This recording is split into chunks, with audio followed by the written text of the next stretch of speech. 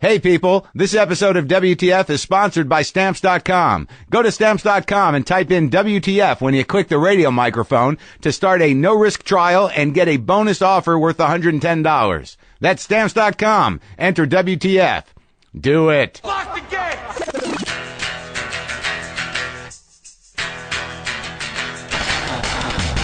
Are we doing this? Really? Wait for it. Are we doing this? Wait for it. How? What the fuck? WTF. And it's also, what the fuck? What's wrong with me? It's time for WTF. What the fuck? With Marc Maron. All right, let's do this. What the fuckers, what the fuck buddies, what the fucking ears, what the fuck nicks, what the fucking Brooklynites. God damn. I'm in New York City right now. Well, Brooklyn, actually. It's a beautiful day. I'm looking out a window at lovely Gowanus, Brooklyn. Nice and industrial, a bit sad, but the sun is tempering the possible industrial sadness.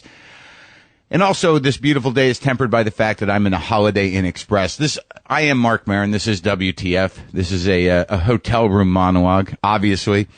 I've left my hotel room briefly to caffeinate. I went up the street to Gorilla Coffee, and I don't know what the fuck is going on with that stuff, but I have caffeinated myself into a state of almost paralyzed nausea as I speak to you from this hotel room. Oh, by the way, Paula Poundstone on the show today. Had a long conversation with her back in the garage, but now I'm not in the garage. As I said, I'm alone in a Holiday Inn Express in Gowanus, Brooklyn. The first day I was here, I got off the elevator on my floor, and the entire hallway smelled like the inside of a bong. Not judging anybody, but it's pretty profound when the pot smell in the hallway is so bad that it smelled in my room, where literally I think I got a contact buzz just from walking down the hallway. And that's not a relapse. That's just a freebie.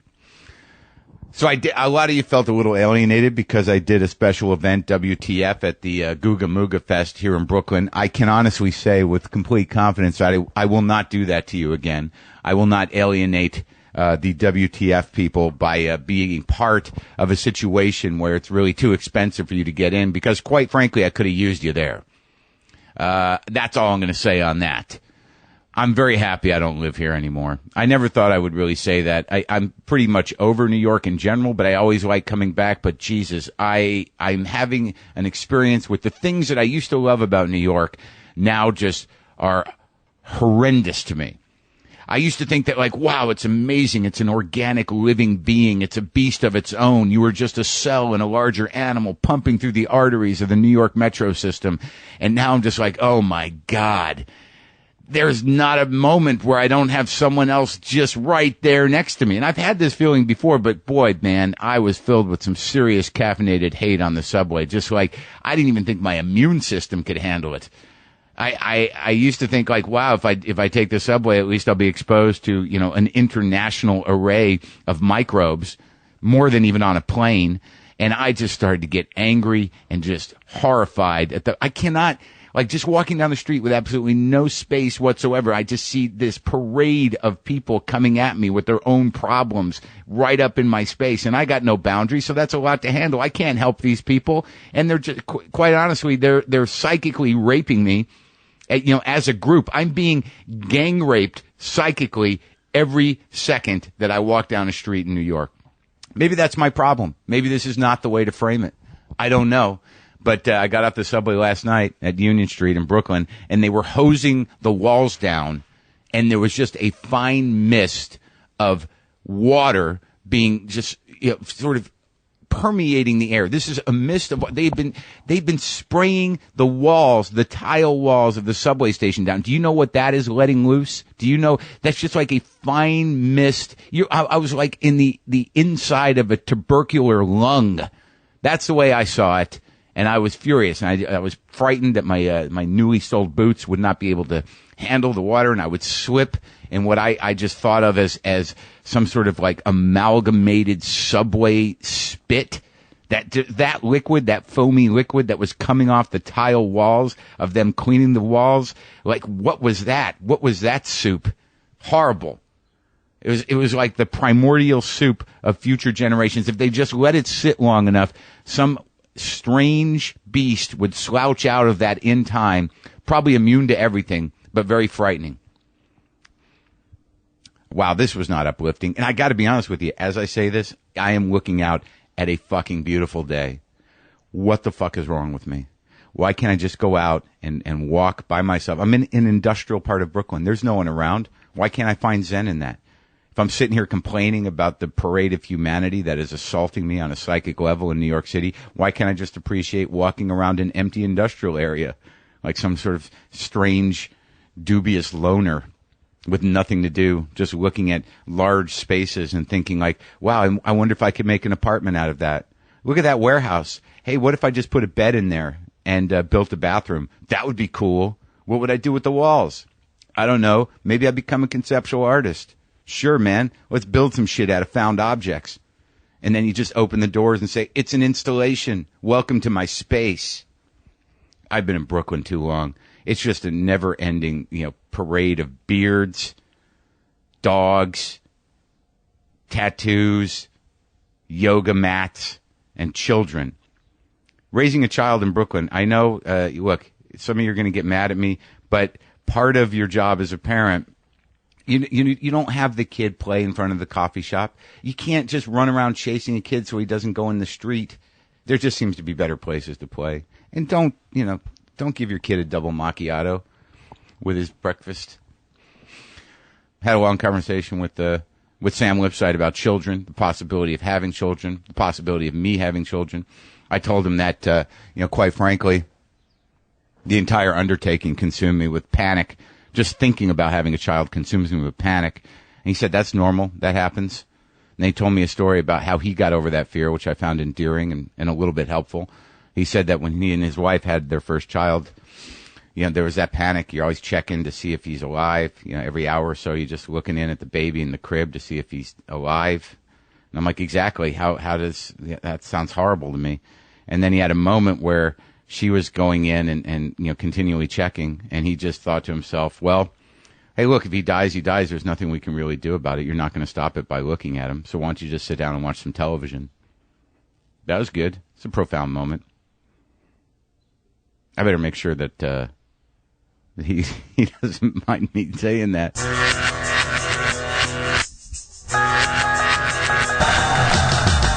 Hey, just because I'm in a hotel room in New York doesn't mean I'm not thinking about Stamps.com. Huh? Am I right? I'm using it. Swear to God. All businesses, big or small, that you have letters, you have packages, you have things you got to send out. I do. I know that if any of you order certain merch from my website, you will get it with a Stamps.com label on it.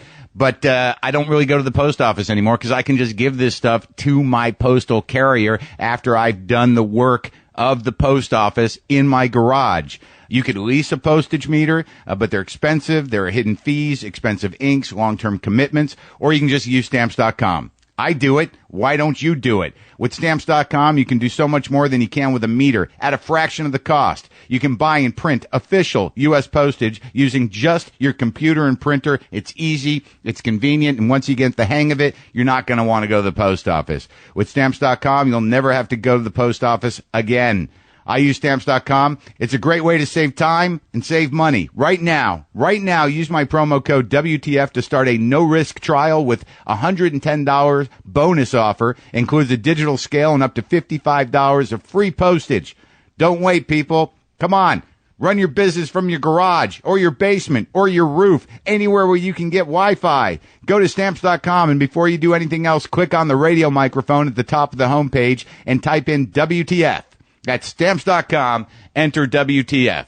Back to the show.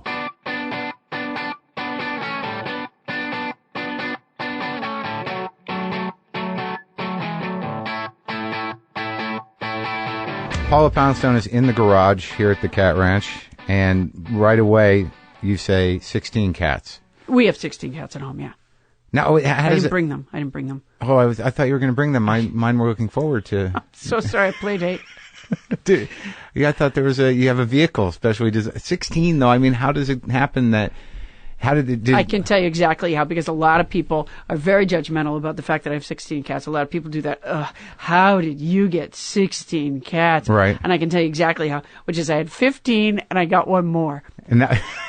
So, but when people ask me that question, I always feel it must be a Santa Monica education working. No, I have cats and I get judged for it as well, but I don't have 16, but I can see how it could happen. I was just wondering, did you have a cat explosion or was it a collection? No, it really was quite gradual, honestly. You start with one and then you're all of a sudden, but your life isn't unmanageable. You're committed to. I'm very committed. I actually have a callus on my hand from sifting litter boxes.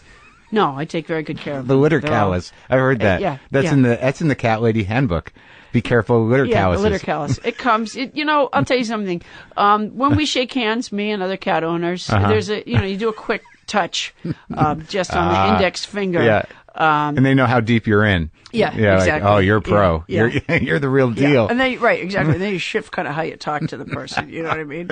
Someone gave me that. Did you ever see that thing? You see that action figure, Crazy Cat Lady action figure? No. It's right up on top there. I can't. Oh, I do see. Oh, my God. Oh, that is too funny.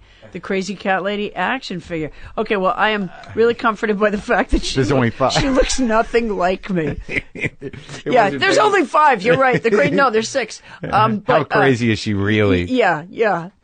I'm in the deluxe set. I'm like. No, I think you can add cats. I don't know. I've never seen it before. What you do is you add cats in the. You can add cats, and then also her head opens up, and you pull out parts of brain. So with each cat that you add, you subtract some brain. It's really a very progressive toy. Did you read this horrible article about the cat parasite thing in the brain? Do you know about that? Oh, somebody mentioned it to me. It comes from the kitty litter or something? Yeah. You're not concerned with it, right? I don't think I am. Good. I don't think I am. Not gonna, I'm careful. I wash my hands and we use soap, and I do think that I'm as careful as one could be. Well, that's good. You got to be careful with that stuff. I am. Cat poop, very dangerous. That's what they say. But does your house smell like? Could you rob a bank with it? That's what I want to know. Could you really just hold up a little bit of cat feces and say, you know what, give me all your money, and not the exploding ink kind? Yeah, maybe. But I mean, they say that parasite could make you possibly rob a bank. That's the thing that it freaked me out, not much because I'd heard about it before, but this Toxoplasma gondii virus. Apparently, I'm not going to do this. They put Gandhi's name into a virus? That's not right. Well, it could be right, but not in this particular case. I mean, a Gandhi virus that actually promoted and helped world peace would be fine. Yeah. Wouldn't that be fine? But that's Where's terrible. the good virus? The virus that makes everybody love each other. Yeah. Well, we don't have that yet. No, they're working on it. So they say that it can make you nutty, and then you might rob a bank. Well, they say that. Because I love the idea that I do have a defense to anything that I do. That's right. I'm crazy because it's the cat poop. The cat poop did this to me. Really good about that. Well, I'll be honest with you. I actually saw you very early on in my. I'm going to try to place this memory because I started in Boston doing comedy for the most part. I started there. I started in a few places, but I was in Boston, and Did you do the ding ho? Once or twice as an open micer, but it was towards the end of it. But when I saw you, it was like a return to Boston. It was like a heroic return. It was at the Paradise, and I think it was the first time you'd been back since you bolted to leave. The reason I remember it is like not only were you hilarious, a very original voice in comedy, Paula Poundstone is. Thank you. But you were delivered a case of ho-hos. Oh, that would have been ding-dongs. Ding-dongs. Not ding-dongs. Oh, my gosh. Why, you've forgotten. My tongue should just burn. I know. Ring-dings. Ring-dings. Oh, forgive me. Please forgive me. The ring-dings were very important early on. Yeah. You were synonymous with ring-dings. I still love ring-dings. My daughter and I was just in Boston last weekend. I was at the Wilbur Theater, and my daughter and I stayed in a hotel where there was a vending machine. Yeah. And they had the 2-pack of ring-dings. And you were like, I'm home. I was overjoyed. And my daughter said she's the kind of kid that looks at the label. Yeah. Which I just think is in the way. But she goes, Mom, there's saturated fat. And I said, yeah. And? Yeah, exactly. Give them to me. That's why you shouldn't eat them. Give them to me. Right. But do you remember doing that show? Do you remember, would that have been the first time you'd been back? Probably 19. Possibly not. What I did, I did like shows. I was in college. I still do shows there in the same way. I do it like those people who keep saying they're retiring and they keep doing more shows. I had probably, a good 50 triumphant return shows. Oh, good for you. Yeah. I really dragged it out. As long as they maintain the triumphant part. But now, Stephen Wright was in here too, so he would have been part of your group, right? He was. He just came to my show at the Wilbur. It was great seeing him. Oh, really? He's nutty as a fruitcake. Yeah. And we have the greatest time together. Well, you guys were, I think, similar in the sense that you were kind of unique in how you delivered things. I mean, you were anomalies. You're exactly right. We were not. I mean, Steve weathered that storm better than I did, which is why I left, I guess. But it was a very tough setting. The guys that were very, very popular had kind of a similar style, and I think it's because the audience came from the same place. The audience were largely fans of Lenny Clark, right? And they were guys he grew up with, and right. They all had these kinds of he inside actually jokes. Knew everybody in South Boston. I think he actually did. He really did. I mean, that's he was true. like sort of the unofficial mayor, yeah. and our of Cambridge, anyways, and not elite Cambridge, not MIT, Harvard, Cambridge, right. but the old-timey the local Cambridge. Yeah. And so, and that was a difficult crowd for me to play to back then. I did it, but it wasn't. When did you start? Can you curse on? Yeah, of course. Okay, I will tell you that one night during one of my many triumphant returns, I was doing an open mic night, and That's I triumphant. followed. I'll tell you, the open mic night at the Ding Ho was a joy. It was so much fun to do. I miss those. Those open mic nights were just hot. Well, in San Francisco too. Those were the greatest nights. Then the weekend nights were good, but for example, I used to host the open mic night frequently at the other cafe in San Francisco, right. which was a great venue. And that's really how I learned to do my job. That's really where you ran out of material. When you were hosting, there were sometimes, the premise of that, podcast listeners, the premise of that was that anybody that wanted to could go up for 5 minutes and tell their jokes. And there might be some waiting or a list or someone in charge of something. Right. There was a tremendous amount of waiting back then. We're talking like early 80s. Mm-hmm. And, I mean, we'd go, the show might start at like 8 o'clock and go until 1:30. Sure. And as the MC, your job was supposedly to keep the crowd, so if somebody went on that was kind of off, you had to kind of get the crowd back. And also, wasn't there that begging come like 12:30? Like, no, we've only got 4 more. Yeah. There's only 4 more. Well, I was never a big beggar. I mean, I always felt like let the chips fall where they may. I mean, I have, I've performed to 2 people before. And by the way, I had a great time doing it. Yeah, how could that be bad?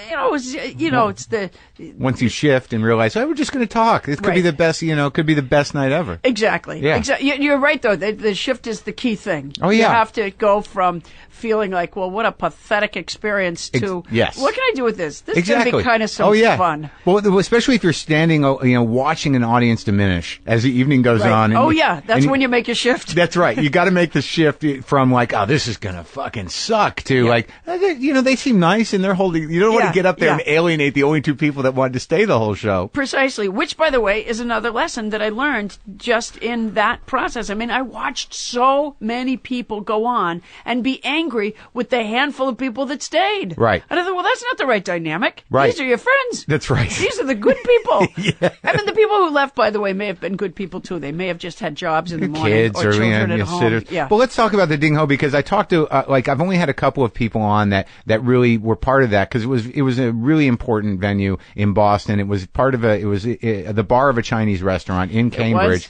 and it was notorious because all of Boston comedy. It was sort of the tide pool. It was like where everything started to come out of. Like Lenny used to host he used to host the open mics there. Jimmy Tingle was bartender there. Stephen Wright got his Tonight Show break there. Mike Donovan was so good. You got to listen to that show. Is such fantastic. a sweetheart. He's the nicest guy in the world and a genius as a comic. He really just is a genius. So who were those? So you were. Where did you come from in New England? I was from Sudbury, Massachusetts, which was a small, dull colonial. And you grew up there, or is that where you're from town. originally? I was born in Alabama, but I only lived there for a month before I'd already done everything there was to do. How old were you when you left Alabama? A month. So really my father was actually in Sudbury getting his job on the night that What was his racket? Born. He worked at Raytheon, which was big employer in the New England area. Yeah, and so he did that, which is why we moved from the South, and then I consider myself the what's that word, beneficiary, I think is the right word of that move. Were you have other siblings? Massachusetts. I do. I have a brother and 2 sisters. Older?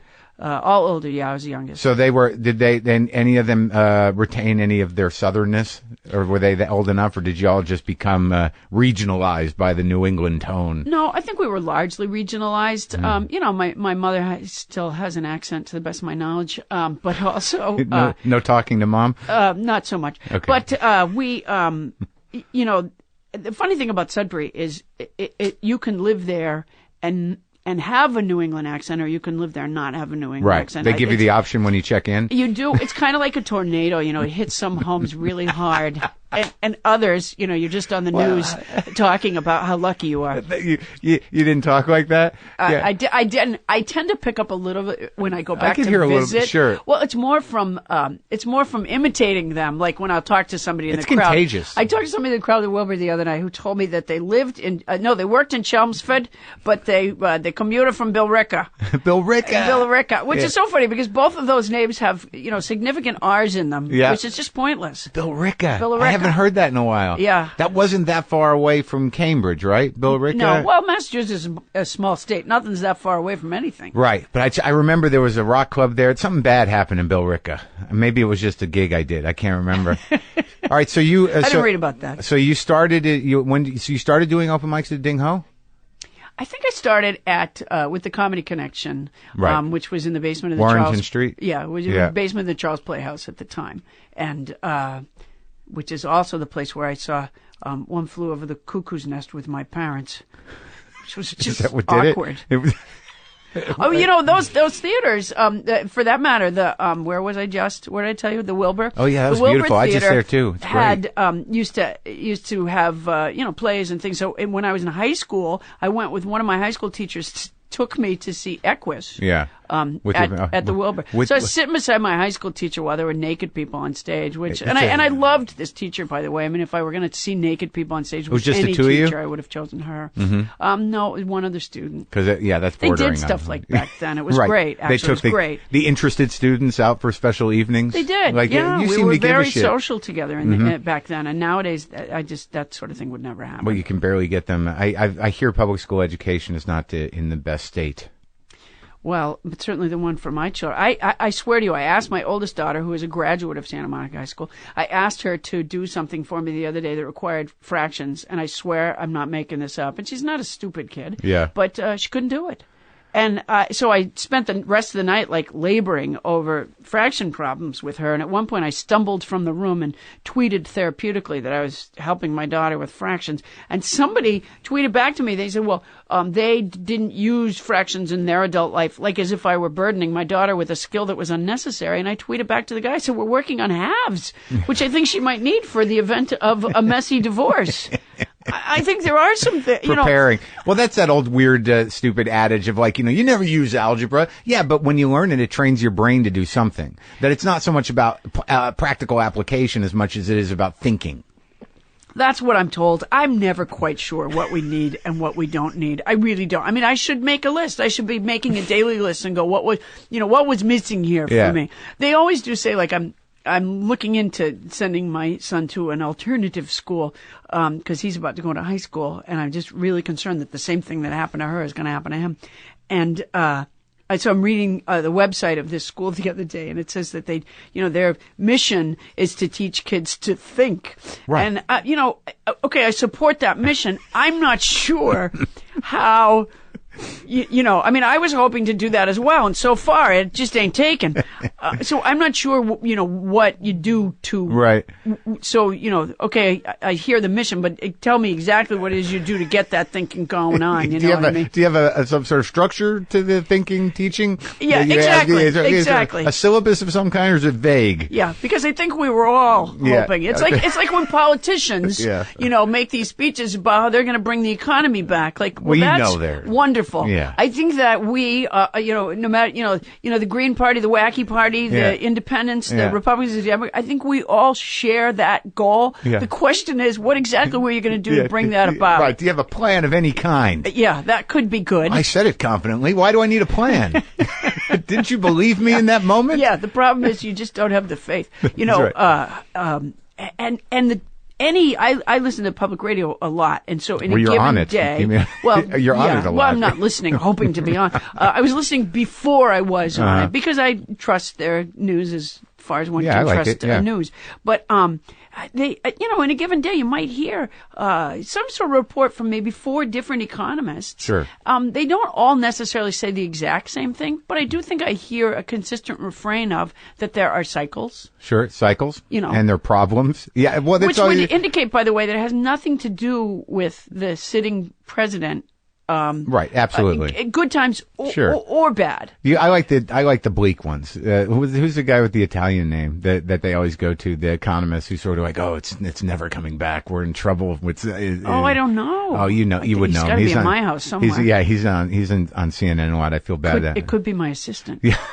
The negative assistant. Yeah. All right, so let's go back to... I have a cast of characters that I work with. I have an agent who doesn't like to talk on the phone and a shy publicist. What are the odds of that? That's not good. A shy publicist. I have a shy publicist. Can you get me that magazine? Yeah. I don't know. I'm nervous. Yeah. I tried. I was going to call, but I didn't want to push. Yeah, you think I was imposing? I hear a lot of that. Yeah. And my manager she keeps moving further and further away. She'd like to live on a farm. Who's your manager? Bonnie Burns, actually, and she's fantastic. Who does she? She represents a couple comics, no? Or just you? I think just me. Oh. I don't know. She does a brilliant thing, which is that any other clients that she has, and I do think she has a couple others, and I don't even know if they're comics. Yeah, you don't want to know who the other clients are. She doesn't talk to me about them. Yeah, no, that's probably the best. It is the best. That's sort of an unspoken rule. Yeah. I had a manager that talked about the other clients a lot, and it felt like, why are you hitting me with other people's success? Yeah, exactly. Stop beating me up. Yeah. My publicist used to always tell me about. So-and-so just did this. I'm like, God. And he did it with puppets. So I'm like, you know what? Like, she's only a publicist to tell other clients how good someone else is doing. I'm working for him right now and telling you how great he is. So, all right. Some good publicity. Yeah, all right. So let's go back to Boston because... Is there a drop switch here? What do you want? To cough. No, you can just... I'll cut it out. Thank you. I cough a lot. You may have a lot of cutting to do. It's okay. It's no problem. I have terrible allergies. Do you really? Not cats. I swear to you, I actually went to an allergist. I've been coughing for, easily 12 solid years. And people are always going, have you seen a doctor? Have you seen a doctor? Yeah. And if it were something degenerative, I would be dead by now. So I didn't really need to see a doctor. But that's always good to wait that kind of stuff out to see if it actually takes. Well, no, but I could tell. Like I can tell, cleaning products, any kind of lotion, anything with a scent to it sends me crazy. So I could just tell that it was an allergy. So I didn't want to go to an allergist because I went to one when I was a kid and it didn't really help. And so I thought, but then, it just went on for so long. So I thought, okay, well, maybe the science has changed. Maybe they've improved. Maybe there's more they can do. And I'm missing, and it interrupts my life. So I thought, okay. So I paid I think, $300 to talk to a woman that I swear to you actually had the nerve to say to me, she asked if I had pets. I said, yes, I have 16 cats. And she said, well, it could be cats. Like, am I an idiot? And did I come here for like a problem in my head? Yeah. No. If I were allergic to cats, yeah, I would have some sense of that by now. Sure. Thank you. I'm not a moron. Like waking up, not being able to breathe every day. Yeah, exactly. So they do the little stupid scratch test thing, and she comes up with, it's dust mites. Well, okay. Mites. If you're allergic to dust mites, and my guess is everyone is, it doesn't sound like a good thing to be around, then, pretty much... That's it. You're going to cough. Yeah, get some Kleenex. You're going to cough a lot. Make sure that, you turn your head because people get upset. And, you're not going to heal from the dust mite allergy. Allergies are like, I don't have them, but I know people that have them. Some are worse than others. But yeah, those ones that are so general, there's no... Yeah, it's a straight... So all right, so... Live with it. If I were allergic to money, I would be better off because I now have less, having come seen this woman. She also handed me a catalog. I swear to you, this is true. She comes in the room, she hands me a catalog of things that I can purchase to help my allergies. Like what? Like a humidifier. Yes, and like a air purifier. Some blankets that are woven so tightly that the dust mites can only knock but not get in. Doesn't that piss you off though? Because I had that happen at a dentist where you realize that what they're hustlers as well, and they're sort of hucksters. I go to this dentist, and they're trying to push me on a toothbrush, a brand of toothbrush I've never heard of. It looked like it was manufactured in a small factory, and they're sitting here telling me that I should really buy it because it's better than the one that every dentist in the world says is good. Yes. They're like, this is better than Sonicare. I'm like, why haven't I ever heard of it? Well, we manufacture it. I'm like, oh, so you made up this thing. Right, absolutely. There's ridiculous. no question that is a fact. And, by the way, when you take your kids for orthodontia, mine didn't work. It is the level of orthodontia that your child requires. Is based, and they've done studies purely on how many of the orthodontist's children are going to college. And whether or not they have a back deck. Every orthodontia office has a little, like, a thing, like the column of what I need versus my patients. Right, yeah, exactly. How screwed up your kid's teeth are. So, like, for example, you never want to go to an orthodontist with your kid in the early spring. Right. Because that's when the construction on a nice deck would begin. So you want to steer. Wait it out till winter. Yeah, and hopefully it's better to go after the college admissions. Yeah. Of their kids. So you should do a lot of research on your orthodontist before. See how many kids they have, how old they are, how old their house is, whether or not they have central air, and whether they are in the deck area. Right. And what kind of personal debt they may have. Sure, if there's any problems. That's a very interesting idea to actually do personal, what would you call it, research reports on people you're going to see. I'm not sure that makes sense. That vets don't work much the same way. Dude, I don't even go to, unless my cat is really ill. It's such a racket because they're playing off your anthropomorphizing sensitivity. Oh, no, absolutely. I swear, I have visited, because we do have a lot of animals. I do occasionally go to the vet, but I don't keep taking the same one because, if I have a cat that is somehow, their number's up. Have you had to do that a lot? You know what? Yeah, because I've had a lot of cats. There's a beginning and a middle and an end, and that is for Americans don't like that idea at all. Yeah, so I go sometimes. There's a protocol when you go to the vet. You always look into the carrier of the other people in the waiting room. It's just polite, and you always say, "Isn't that beautiful?" Yeah. Even if you can't really recognize what it is, you just do that. Or you do one of these. Oh, yeah. Look it. Yeah. They love that. They love that. That's like scratching the neck of the owner. And so, I noticed at one point, like, it was the same lady with the same animal over and over again, Yeah. And I looked in at one point, and I think Fluffy was dead. I think it had, like, they replaced the back legs with wheels, and then one of the front legs was, like, with a coat hanger. I think they just did, and they were replacing the fur with, like, carpet scraps by this time. Yeah. And then she had a spray bottle that she would moisten Fluffy's nose with.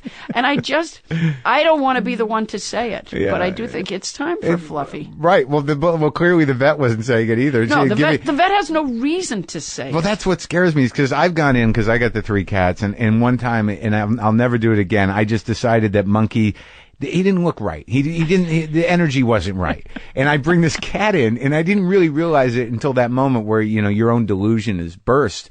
Because I'm like, the guy's like, well, what's the matter with him? I'm like, he just seems a little, under the weather. And the guy's like, seemed fine to me. And I had that moment where I realized I'm projecting onto this cat. The cat's fine. He was probably just tired or whatever. And it was a real realization, like, I'm one of those people. I've got to stop myself from being one of those people. Oh, we're all with those people. We're all those people. We absolutely are. I must say, I took my cat Matilda in. She might have been the last cat that I took to the vet. I took her in because she just, one day, I had this big medicine ball. Like an exercise ball, and I didn't use it a lot, by the way. But it was gray and kind of speckled, and it was in the living room, and Matilda was right beside it, and she was bathing. Yeah. She couldn't even reach, like, her own parts because she is so massive. Right. She is so fat. And I realized, like, she was kind of unclean because she hadn't really been taking care of herself the way she needed to. I look over at the ball and her, it looked like a match set, I swear to you. She was enormous. And I went, oh my God, she must have like some sort of a growth or something. Like, so I say to my daughter, I go, you know what? I think we got to go to the vet right now. And I run out to the garage and I grab a cat carrier and I come back in the house and I take Matilda, who obviously didn't want to get in the character, into the crate, that is. So I put the crate on its end so that the opening is up top. And I decided to make gravity my friend and drop the cat down into it. That's the way to I do it. swear to you. Yeah. She was too rotund to fit through the hole. Oh, so then I yelled to my daughter, I go, I got to go get the large carrier. Sure. And I run back out and I come back in. Yeah. I say, I got bad news. That was the large carrier. Oh, no. So we had to just carry her in our arms to the vet. We get there and the guy's like, yeah, she's just fat. Yeah. She's really fat. I'm like, yeah, I guess so. And I really was convinced that she had some sort of glandular problem. Sure. But I happen to have, now I really do sound like a nutty cat lady, but I swear I'm not. I happen to have a 24-hour webcam that focuses on my cat's food and water bowls. And sometimes I keep it on when I'm on the road, when I'm in a hotel, just 'cause that's it's kind of fun any to look at indication them. that you're a And, cat person, that you're bringing a traveling webcam of your cat's bowls. Okay, but it's available to everyone to view. Is that it's true? available at On your website? paulapoundstone.com. Yeah, but anyways, I will tell you that. Do you need to check now, or do you want me to check? Or are you okay? No, you check later. Okay. But I will tell you that it turns out the Matilda's at the bowl a lot. Sure. It's not really. It's not a problem of nature. I had a fat cat, and I she's gone. My ex-wife took that one, but I had a slight, I was judgmental. I resented that cat because I didn't feel like it had the self-respect of the other cats who clearly kept in shape. I projected that much onto the fat cat. I really had a problem with the fact that she didn't why doesn't that cat take care of itself? Look at it. How can it, it's getting fatter. And you felt that because you're incredibly fit. You felt that it's somehow. I've got eating problems. Oh, so this is the new Marc Maron? No, it's just like I'm very I'm obsessed with food, and I'm obsessed with my mother was very thin, and it was very important to her, and she kind of pushed that into my being. So I'm hyper aware. I've really yeah I'm crazy. I have food issues. I didn't know. Well, how would you? You don't look like you have food issues. No, it's all like mental. A regular guy. Well, that's good. I'm glad. I feel better. I got to tell you something. My cat Matilda's twice the size of you. I suggest you stay away from the meow mix. Yeah, I'll try. I think that what you should do then, if I can give you my system, is shame that cat. Shame that cat. Is that how you do it? Sure. Just make that cat. Just start saying things like you're not just overweight. You have a problem. And I would say pull it away from the bowl until it's upset with itself.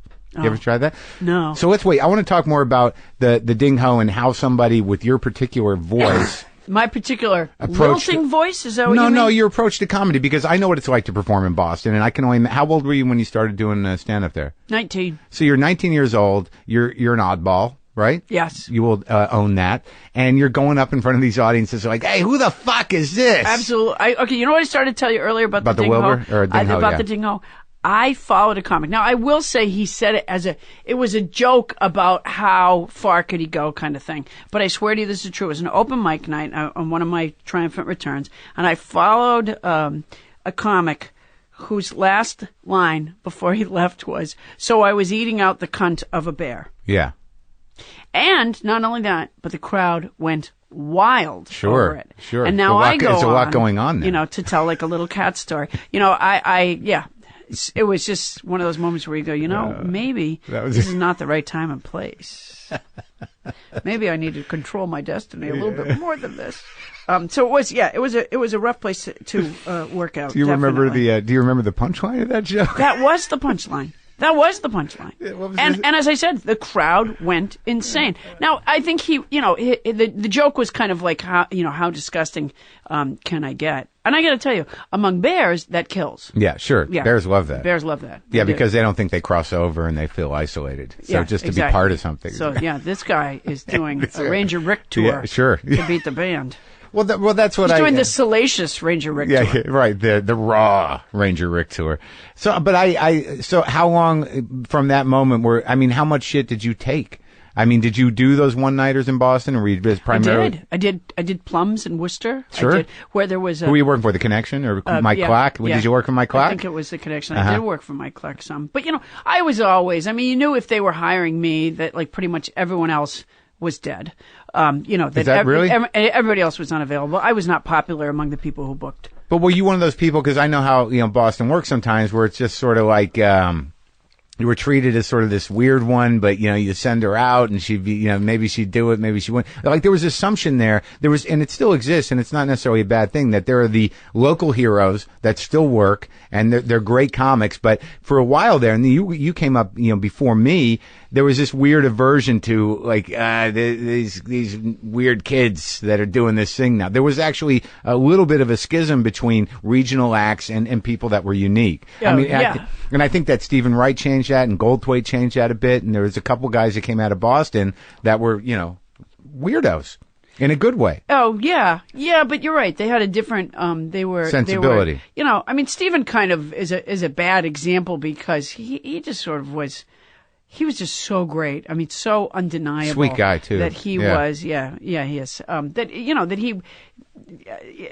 were. But he stayed there too. They were tripping over themselves. Right. To have, to have Steve. He didn't. He didn't have to sort of succumb. How many women were there working in that crew? There weren't hardly any. No. There was a great comic. Named Lauren Dombrowski. Yeah, she passed away. Sad. Yeah, she was great. She used to work out of there. Right. And, I knew her actually because I knew her before either of us were stand-ups. She was the cashier at a restaurant in Boston that I bussed tables at Salad for All Seasons, and so I was lucky enough to just enjoy. Hanging out and laughing with Lauren Dombrowski, which was a great time. Yeah, there were some people that kind of followed your footsteps. I remember a girl named Jennifer Hogue, who was kind of interesting, and Sue McGinnis, who was more of more like the guys. She beat me in the WBCN. Well, I don't know anything. Yeah, no, it was long. But because you split.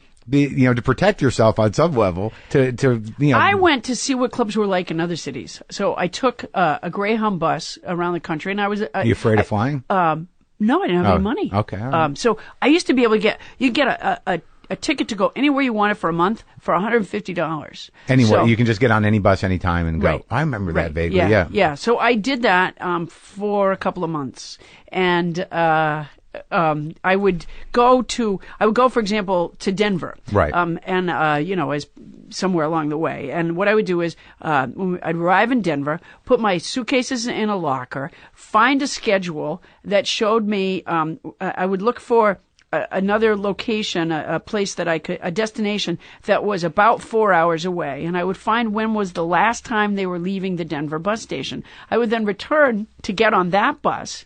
And as soon as I arrived at that 4 hour away destination, I would, get back on another bus coming back to Denver. And in this way, I got my 8 hours. Right.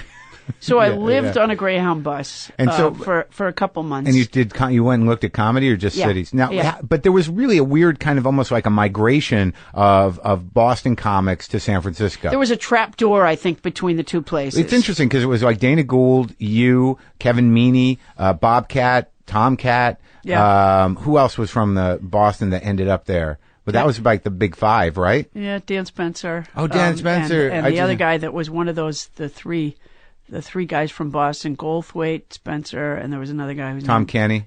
Tom, and there was another one. There was one other Paul one? something whose name Koslowski. Thank you. Yes. No disrespect, Paul. No, he's here. He runs a theater. He's got a theater that he lives know in. That. Yeah, the Fake Gallery is Koslowski's. Yeah, he's bearded and he lives in this space where he has a stage, and a lot of San Francisco, like Jim Earl works there frequently, David Feldman. He's got his own little world down there, and he paints.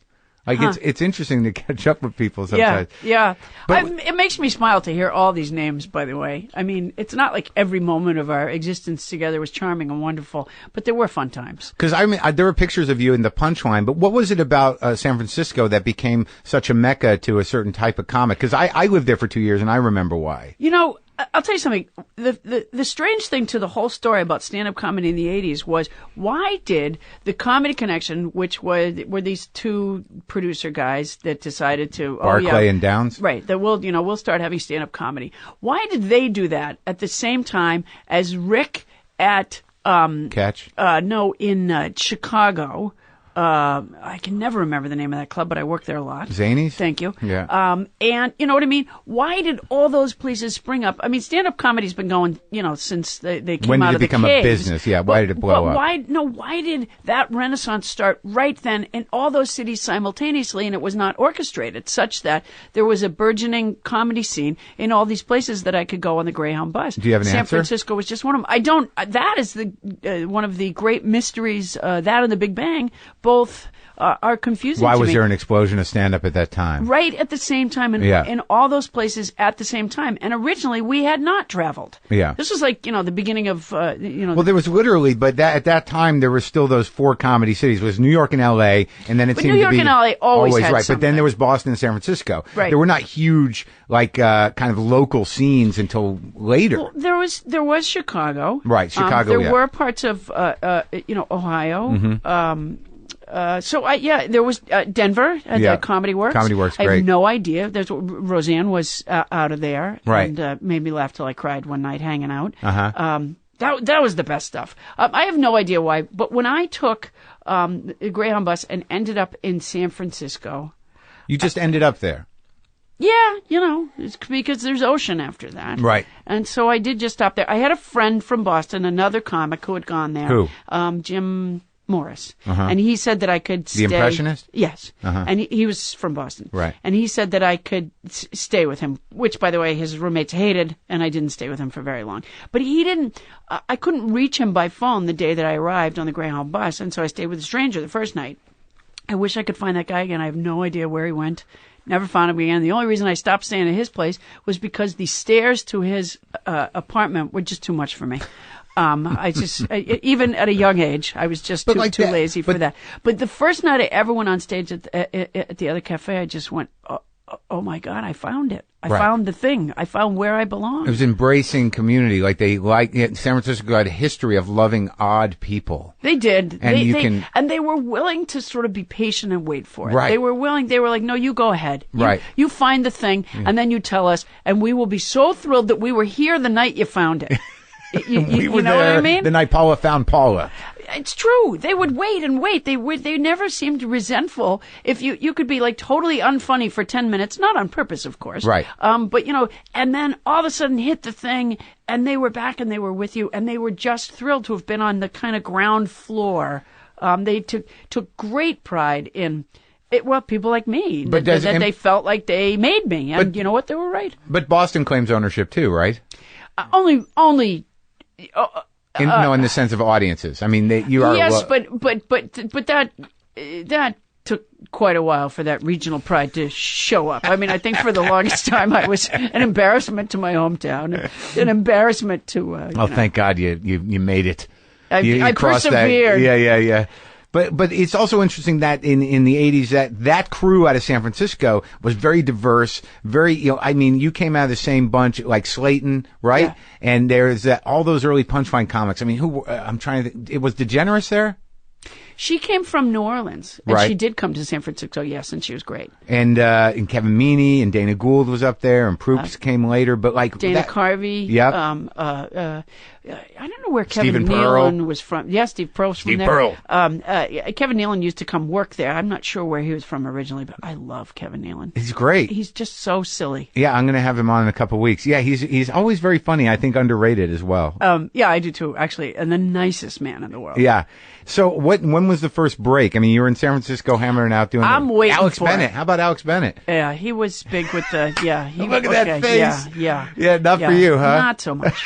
Not so Did much. you have a specific incident that made, or was it just him talking I about never his... liked what he was cultivating there. Which was kind of a mean-spirited stuff that I don't like. By the time I got to San Francisco, when I lived there for 2 years in '92, all he did was talk about maybe he was sick. That was the entire show. I was like, I feel sweaty. Does anyone? I got a little stomach thing. And it was just 3 comics sitting there watching Alex talk about, does anyone else feel like that stomach? That is too funny.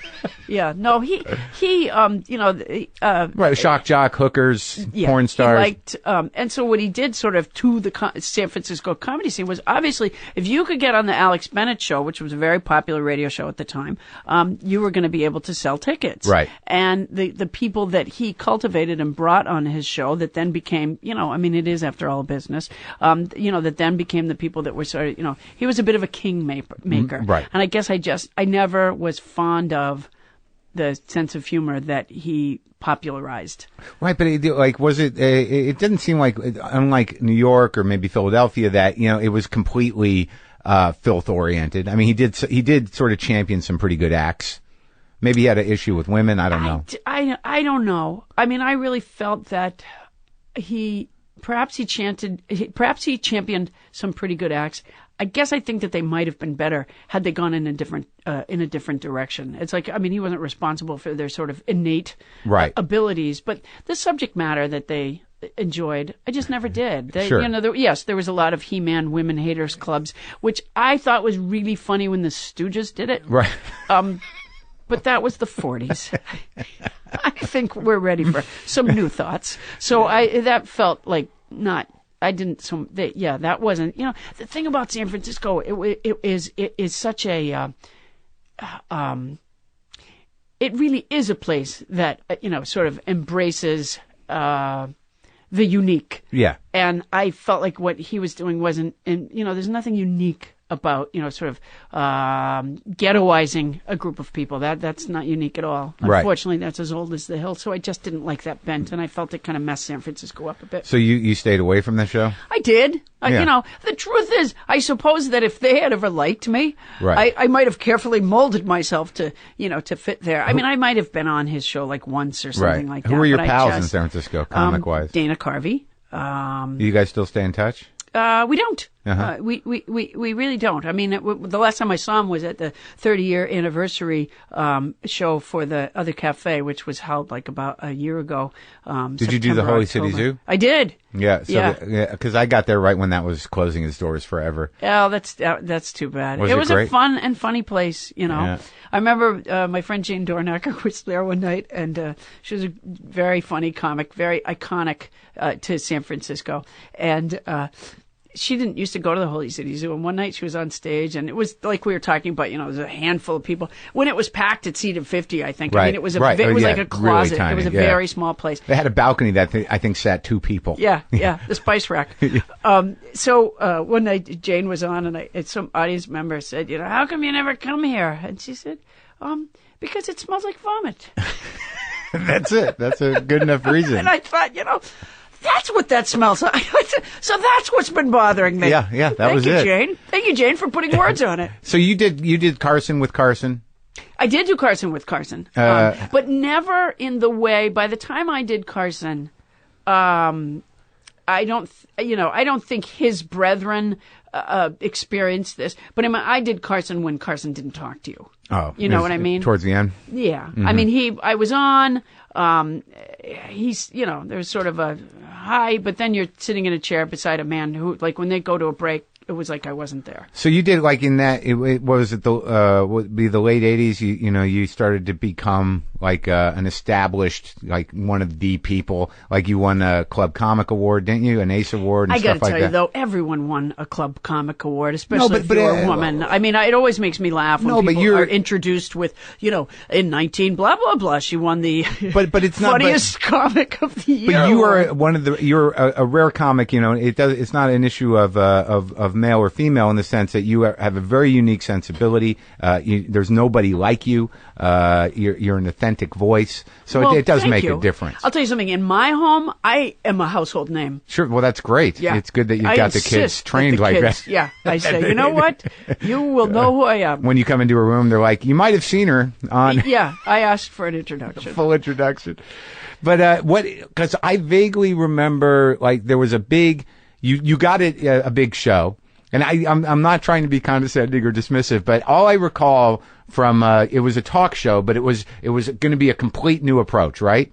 Yeah. And I remember that you had a big suit on, and there were ladders involved, and it was I don't think there was a ladder involved. But it was a big space. I like it that you think that there were ladders No, involved. I just picture Paula's doing a talk show in an airline hangar. No, it wasn't. I guess it was a big space. It was. I think you're referring to the show for ABC, and it was cleverly called the Paula Poundstone Show. Very smart. And I'll tell you something. But was it a late night show though? Right? It was a Saturday at 9. Right. There were a lot. I mean, there were a lot of elements of the show, and of course, they did that laughable thing that television does, where they say, "We'll leave you alone, and we won't worry about the ratings. You find the show. You kind of, noodle with it and get what find what works." Yeah. And we were canceled after 3. Right, they give you that. That's their pitch to you until they panic, and then they no longer get that. All right, your time's up. Yeah, we gave you. And the thing is, one of the things about coming to LA, I don't know if you experienced this, but one of the things about coming to LA is there is a language here that is all of its own, and it's like, for example, I feel stupid saying this, but maybe it's a cautionary tale. I don't know. When someone in the business, like whether it's an agent or a manager or a producer or a casting person, when they say, "We love you," it means something different than it means in the rest of the country. And I was young when I started, and I didn't know that. And so I went through this horrible period where, where people would say, and it's not like I arrived on the scene thinking that I was the greatest thing since toast. Yeah. Because I didn't. Yeah. I had probably a healthy amount of, skepticism about my own abilities. But I would meet these people who would see me and they go, "We love you," and I would think, they love me. Yeah. No. Yeah. I really thought so. Yeah. And then it turned out that I don't know. I guess I overheard them talking to someone else. Yeah. And I went, "Oh my God, they love him too. That's a lot of love." So ABC, what is this love? That phrase that you meant, that "we'll leave you alone." You're absolutely right. They say that it means nothing. Yeah. It means nothing. It means that they'll hang you out to dry. Right. Exactly. So long as we're getting what we want, what we think we want, we're going to tell you anything we must. Again, it's like dealing with a politician. So what was really funny is after the ABC show was canceled, and it was, it was a fairly heartless operation. Later, this guy that had been sort of a lower echelon ABC guy and now has moved his way up, took me to lunch one day to talk to me about a daytime show, which never made any sense to me at all. Yeah. I'm like, well, I don't see how that's going to work. Right. I could barely get away with late night. Daytime, I'll be, they'll hang me. Yeah. And, the guy said to me at one point over lunch, and he says, "We'll leave you alone." And I think I did a real live spit take. I just went like, yeah.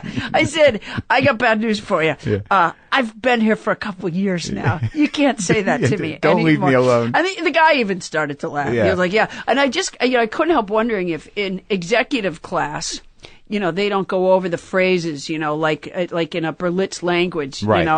Showbiz talk. "How are you today? We will leave you alone." These are bad things. Yeah, I used to say, "We love you." Yeah, that just means I think she can make us money. Yeah, I don't know, exactly. but I think so. Yeah. So you're on. You do Wait, Don't Tell Me a lot. You're on NPR a lot. You do political correspondent work. You were writing for Mother Jones for a while. You've done a lot of interesting things, and you're a thinking person's person, which is good. Well, thank you very much. Now, what about let's talk a little bit about the struggles, can you? I can talk a little bit about the struggles. Because I know early on, did you have an eating thing? No, never just an eat eating a lot. thing. Oh, because just I remember, a pig. I know the ring ding thing was I didn't know if it was an issue. No. I'll tell you something. It's becoming more of an issue as my metabolism slows down a bit. But no. No, not too bad. No, I'm pretty lucky, is the honest truth, because I've been able to, I have not led a life of debauchery. Of careful. Health choices, and I haven't paid for it as heavily as some. So, that's true. Yeah, so that's just luck of the draw. And in terms of kind of rebuilding after the incidents around the legal problems you had, how has that been for you? Good. Yeah. I work really hard. Yeah. I am the hardest working person that I know. I say to my children all the time, I go, when they're being annoying, See, do you ever see Mom sit in a chair? Have you ever seen that? Yeah. Was it all resolved? Yes. Yeah. Yes, I did everything that I had to do to, make my peace with the law. Yeah. And I did. And did you have a drinking issue or no? Oh, absolutely. And are you sober now? It depends who you ask. I'm asking you. I don't drink. Well, I do drink. I drink Diet Coke. Diet Coke. And I got to tell you something. When I first quit drinking, I was dry and thirsty a lot, and it turned out that it was alcohol that they were referring to when they said don't drink, and so that was a breakthrough. Yeah. You didn't realize you didn't have to stop drinking everything. Exactly, right. And my skin had taken on sort of a Chinese paper quality. With the cat litter calluses. The dangerous. I don't drink, and I'm glad not to drink, but I am not an AA'er, and so some people would feel, if you say sober, it's like they've trademarked the word. Sure, the right. AA people. But I think the issue with that, with sobriety the AA way and sober on your own terms, is I think the fear is that you'll get dry and cranky and be all dry drunky and control freaky. I don't really understand what all that means. Yeah. The dry drunky thing. Yeah. I don't really. Those are those are trademark terms. I will tell you one thing. It means you're an aggravated control freak. That's what dry drunk is. I went backpacking with my daughter on Mount San Jacinto about 2 years ago now. In fact, it was February. We were in 12 feet of snow, and we had the experience of getting dehydrated, which I think because of the altitude and stuff. And we weren't gone long. It wasn't long enough to risk life, but it did take us days to recover after we got home. And one thing that I noticed as we were hiking, and we planned for this trip for a long time. It was a good thing to be doing. It's spectacular scenery, of course. And we're hiking along, and I'm noticing myself sort of sinking like a rock emotionally, and I couldn't figure out why. I'm like, wait, I'm where I want to be, doing what I want to be doing, with whom I want to be doing it. Right. What's the matter? And later, when I realized that we didn't drink enough water, it actually was one of the most eye-opening things of my entire life. Do you know it's really important to drink water? That's what I hear. Yeah. I've spent my... I hear it's necessary. As it turns out. I've spent my life... I drink a lot of diet soda. That does not help. I used to do but that. to keep that on yourself, stage, too. Were you a tab person? I still know that was Goldthwait. I still drink a lot of diet soda, and I know it's not good for me, but I do enjoy it. But I drink a lot of water now because it actually is connected to your emotional well-being, which is why when you go to a therapist, they never say, "Would you like a glass of water?" Right. That's part out, of what we were talking about before. The vet thing, the dentist thing, the orthodontist, that's part of their racket. No water. It's absolutely true. To some degree, I realize that lives are complicated and all. But to some degree, some elements, I think, of happiness and balance are so much easier than I ever thought them to be. You know what I mean? And it happens a little with age a little bit too. You start to relax a little bit. That may be part of it. I think that you go through a chemical change, or certainly I did in at about 40. But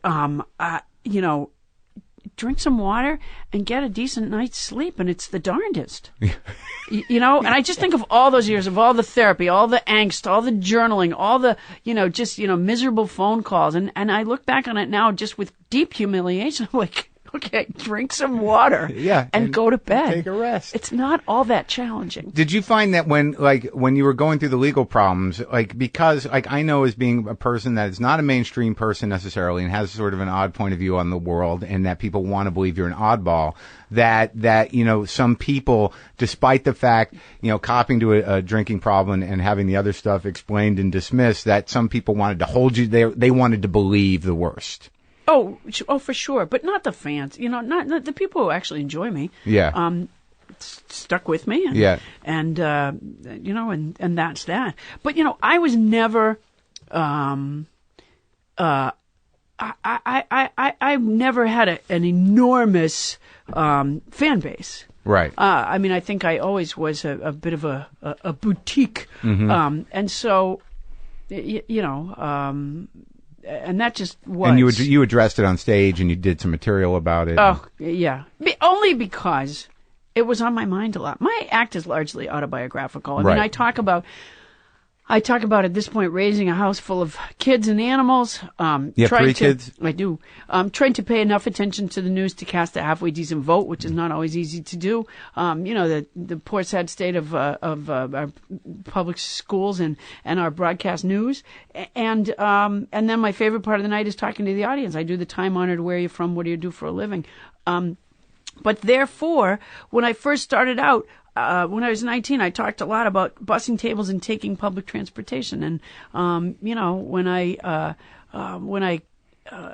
was lucky enough to get kids, I talked a lot about raising kids. And when I, had legal troubles, I talked a lot about legal. It's sort of what is in my life. How do you feel you were treated by the legal system in general? Fairly lousy. But you know what? Here's the thing about the legal system. It's the same thing as a political system. Which is that it is filled with people. And, we are all flawed. And so it's not going to be, it's not a science. So you're going to deal with personalities and kind of bents throughout the whole thing. And for the entire incident of my legal problems, I have no one to blame but myself. Did I not have myself in that position, I would not have been dealing with the legal system. I mean, not that I don't think there are improvements to be made in terms of the legal system. I think that we as a country need to, keep hacking away at how, that's the great challenge of a civilization is how do you get fairness? So the bottom line is you take responsibility for your part of it, which absolutely. was like I was drinking and there was this and that's done, and the other thing was. But guess what? When you deal with the legal system, you deal with some assholes. Blow me away. Uh-oh. Is that you? It is. Is it time to stop? I'll tell you that's all the time we have. It's as if I'm in the front row at the New York Philharmonic. Isn't that where? I have no idea who that is. You don't? No. I'm glad that everything is back on track and you're doing well. Yeah, I am. I am. I'm lucky. I mean, it was a long time ago, thank goodness. And so, the next chapter and the next chapter. But work is good, and you're on public radio a lot, and you're doing a lot of touring. I love my job. That's one of the. I don't know if that's an age thing. Mm-hmm. I mean, it's not like I ever didn't like my job, but I think there was a time where I felt somehow more put upon. I don't know where I got off with that feeling ever. I guess it was my reaction to being busy, I suppose, because it's hard sometimes to figure out how to spin all those plates. And now I consider. I mean, every time I step on stage, I am filled with the excitement of talking to the crowd, and the sheer joy of getting to do that, and the feeling of how unbelievably lucky I am. So I go to every job, I think, I feeling like, looking forward to telling stuff to people and getting their reaction and having that endorphin production. Oh yeah. Was your family supportive? I mean, are they all happy for you and whatnot? I have no idea. I always tell people. And I tell this to my children, too, that when I was 19 and I started, people used to say to me all the time, well, what do your parents think about that? And I always responded to them, I don't think it's any of their business. And I tell my kids that story, and I say, and you may have the same. It's not up to me what you do. It's up to you what you do. I mean, I may have an opinion about it, but don't let that stop you. Right. So did they have an opinion about it? I have no idea. I never asked. Really? I didn't. How about your siblings? I think that they were supportive, I suppose. We all kind of went our different ways, I think. I don't... It just, it would never have occurred to me to ask them what they thought. But usually parents will step in and say something, or siblings, or you just don't, you're not that close with them? No, I really wasn't. And by the way, as opposed to what, I mean, I think I was, if I was trying to be realistic when I was young, I would have said that I was going to, probably someday manage a restaurant. Yeah. So, and not that that's a bad thing to do. It's a great thing to do. Sure. But I think that I'm glad in retrospect that I don't. Because you know what? When I worked at Bickford's Pancake House, I was never that good with the cash. Yeah. I used to put the checks underneath the drawer in the cash register with the money. I would just put it all under there and decide that I would fix it later, which I think upset the manager. So you're better off doing what you do. Yeah. This show has, turned my career around because I was at a point where, I didn't have anything. Like there was no, I didn't know what else to do. And I have to assume that given what you went through, that there was a moment there where you were like, what am I going to do? I was trying hard to think of a plan B. Yeah. And by the way, coming up with nothing. I mean, we're riding in the car one day, and I said to my kids, I always try to let them know, and this was like right at the time where we were really struggling. I was in the midst of the legal problems, and things were very difficult. And so we're riding in the car, and I always tried to tell the kids a couple days ahead of time when I was going out of town, so it wouldn't blow them out of the water. So I go, okay, Mom's going on the big plane day after tomorrow, because that's how we said it. Yeah. And my son was, huffing and was very upset about it.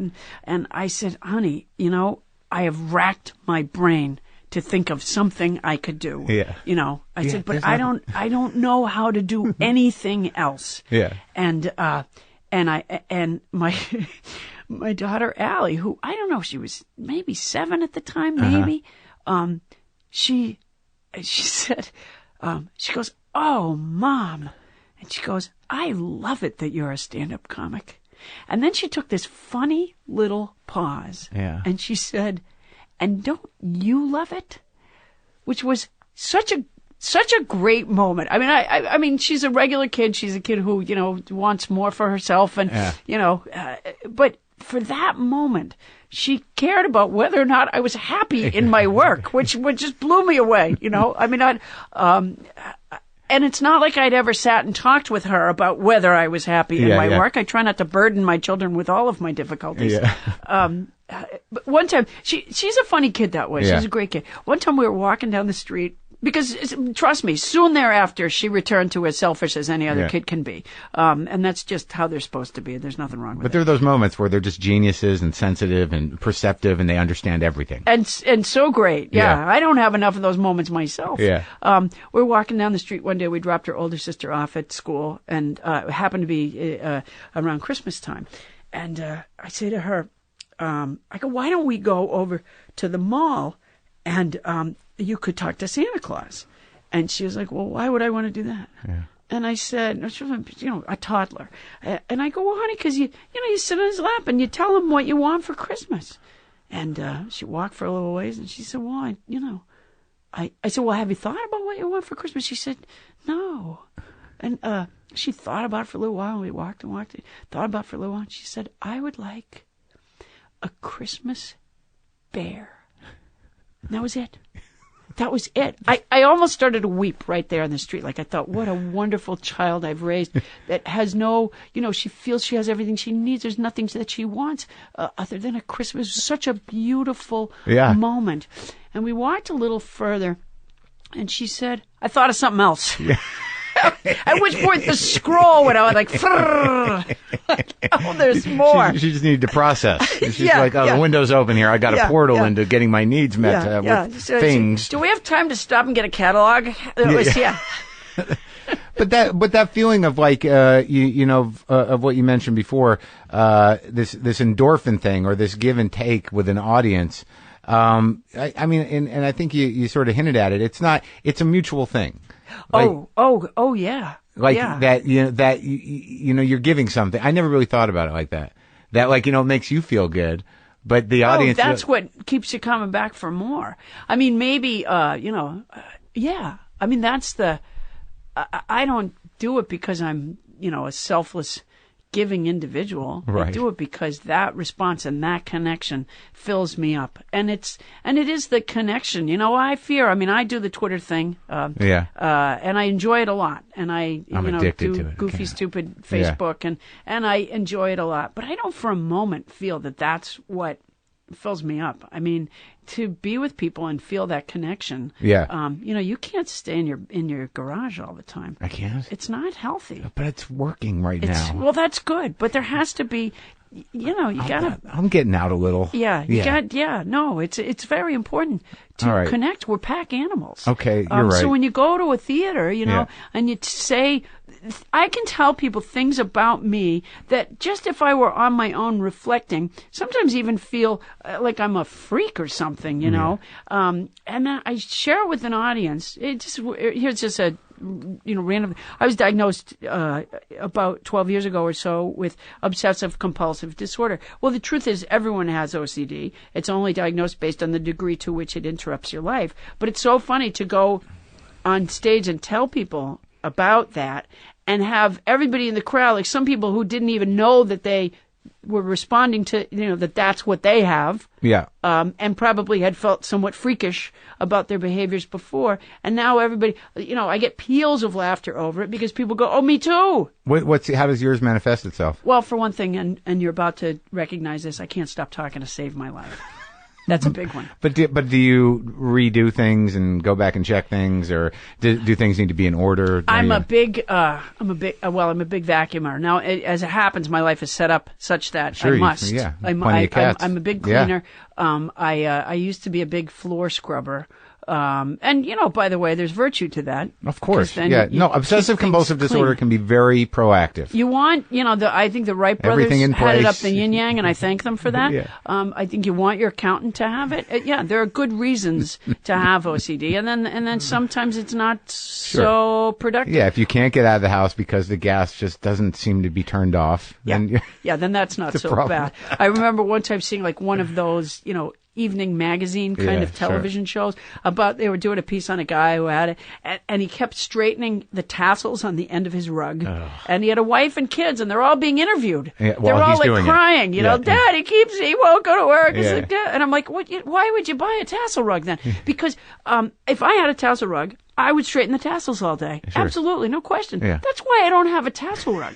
There is no disorder that I can think of that makes a man buy a tassel rug. Right. Why don't the concerned wife and children, when the man falls asleep, which he's going to do eventually, replace the rug? Take the rug to the dump, for heaven's sakes. But I think sometimes that OCD or obsession in itself is sort of it's a hole filler. It's a spiritual thing that if you're grounded in an obsessive behavior, it gives your life some consistency. And if it's not too damaging or too crazy, then so be it. Oh, I don't think it's necessarily harmful. Yeah. No, absolutely. I always say to people, I used to just think I was an asshole. It was so good to find out that there was something in particular that was causing. So it's always good to find the pathology behind being an asshole. It's very, very helpful. So you organize the cereals and then leave the house. You alphabetize. I'm a big guy. I used to work in a bookstore. Perfect. Yeah. Once you work in a bookstore, you never can stop straightening. Yeah, well, and it's good that everything's in alphabetical order, as long as nobody messes with that order. Yeah. Well, it's great talking to you, Paula. It was nice talking with you. Thank you so much. Hell yeah.